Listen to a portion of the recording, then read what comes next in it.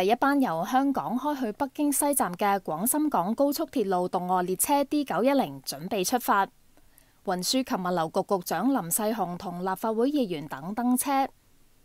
列車星期六挨晚6點24分由西九龍站開出，架車一共有16卡，其中臥鋪車廂嘅房有4張床，設有閱讀燈同充電插座等嘅設施，並附送輕食餐盒。走廊設有座位，每卡列車之間有熱水供應，並設有洗手間。坐首發列車到北京嘅林世雄參觀列車，佢話自己曾經有長達10年時間負責推動高鐵香港段嘅規劃，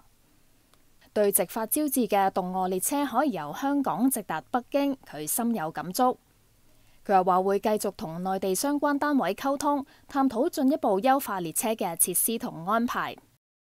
列車其中一卡係餐卡，林世雄夜晚同立法會議員到餐卡食飯，期間亦都同其他乘客交流。黃先生係鐵路迷，佢坐首發列車去到北京開會，盛讚架車舒適快捷。今日上北京啦，聽日去做嘢啦，跟住聽晚就連隨就搭翻車翻嚟，咁我星期一又可以翻香港 office 嗰度開工啦，好舒服啦，個速度好快啦，咁同埋一陣間我好期待可以瞓一覺好覺咁，聽日即刻可以開工啦，幾乾淨噶其實，同埋架車 so far 而家都好定咯。可以坐首發列車，乘客都覺得興奮，有乘客更加希望動卧列車有更多站點。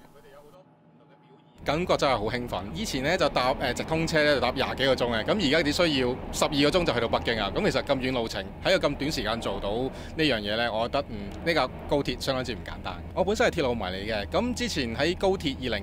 2018年通車，我之前都搭過首發列車㗎啦。我去北京嘅話，都會想睇下即係故宮啊、長城啊嗰啲，即係